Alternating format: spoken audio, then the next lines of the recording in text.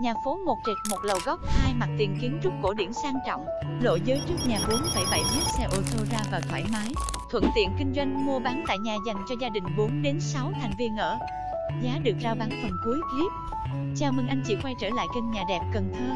Và hôm nay Nhà đẹp Cần Thơ tiếp tục giới thiệu đến anh chị căn nhà nằm tọa lạc tại địa chỉ trục chính hẻm 553, cách mặt tiền đường 30 tháng 4 chỉ 300 m, thuộc phường Hưng Lợi, quận Ninh Kiều, thành phố Cần Thơ.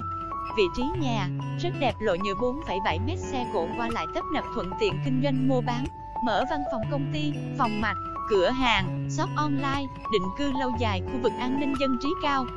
Nhà mình có diện tích trên nền đất chiều ngang 4, chiều dài 14,859 m², đất diện tích sử dụng một trệt một lầu lên đến 110 m². Pháp lý, thổ cư hoàng công, tài sản gắn liền với đất. Nhà thuộc hướng Đông Bắc. Lộ giới trước nhà 4,7 m, xe ô tô vào tận nhà. Công năng nhà gồm phòng khách rộng rãi, đậu được xe máy trong nhà, kệ tủ bếp, 3 phòng ngủ, có một phòng ngủ dưới tầng trệt dành cho cô chú lớn tuổi, 2 toilet, ban công thoáng mát. Được gia chủ tặng kèm khung nội thất cao cấp gồm một bộ ghế sofa, kệ tủ bếp, bộ bàn ăn. Mỗi phòng được trang bị giường ngủ, tủ quần áo, chăn, ga, gối, niệm, kệ bàn trang điểm, hệ thống máy năng lượng mặt trời nóng lạnh đầy đủ. Giá được rao bán công khai 4 tỷ 250 triệu.